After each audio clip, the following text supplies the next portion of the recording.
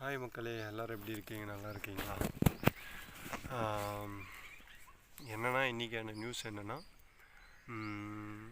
மாம்பழத்தை இந்தியாவில் அதர் கண்ட்ரிக்கு எடுத்துன்னு போட்டு பேன் பண்ணிட்டாங்க. என்ன ரீசன் அப்படின்னு பார்த்தோன்னா, ரீசன்லாம் ஒரு 2 விஷயந்தான். என்னென்னா, அதிகமாக கெமிக்கல் கலக்கிறதுனால அதை பேன் பண்ணியாச்சு. ஏற்றுமதி வர்த்தகம் கம்மியாயிடுச்சு. ஏற்றுமதி வர்த்தகம் கம்மியாயிடுச்சுன்னா என்ன ஆகும்?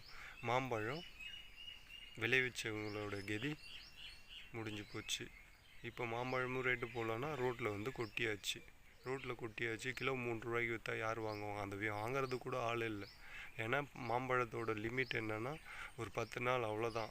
புரியுதுங்களா? அதுக்கப்புறம் போயிடுச்சுன்னா எல்லாம் அழுகி போயிடும். 2வது பூச்சச்சு போயிடும், வேஸ்ட்டாக போயிடும். அதனால தான் ரோட்டில் எடுத்துகிட்டு கொட்டிகிட்டு இருக்காங்க. சரிங்களா? யார் பேண்டு பண்ணதுன்னு கேட்டோன்னா, சைனாக்காரன் பேண்டு பண்ணிட்டான். என்ன ரீசன் அப்படின்னா, அதை செக் பண்ணதில் அதிகமாக கெமிக்கல் இருக்குது அப்படின்ட்டு ப்ரூவ் பண்ணிட்டாங்க. ப்ரூவ் பண்ணதுனால அதை பேன் பண்ணியாச்சு. 2வது பொருள் மிளகாய். அந்த மிளகாவும் காஞ்ச மிளகாவும் பேன் பண்ணுறாங்க. என்ன கெமிக்கல்?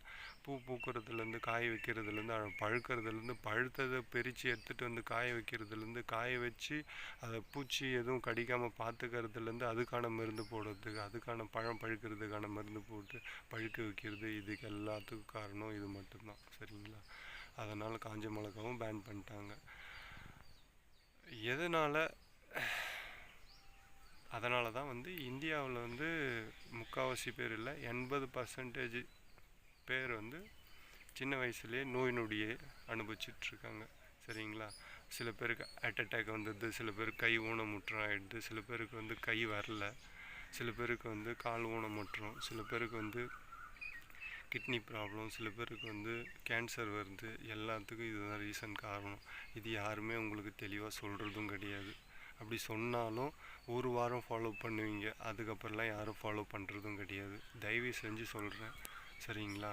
நம்ம உடம்ப நம்ம தான் பார்த்துக்கணும். அதனால் உண்மையிலே சொல்கிறேன், ஆர்கானிக்காக ஒரு பொருளை வாங்கி சாப்பிடுங்க. சரிங்களா? அட்லீஸ்ட்டு வாங்கி சாப்பிட்றதுனால ஃப்யூச்சரு நீங்களே உங்கள் உடம்பு பாதுகாக்கிற மாதிரி ஆகிடும். சரிங்களா? அதிகமாகலாம் எதுவும் சொல்லலை.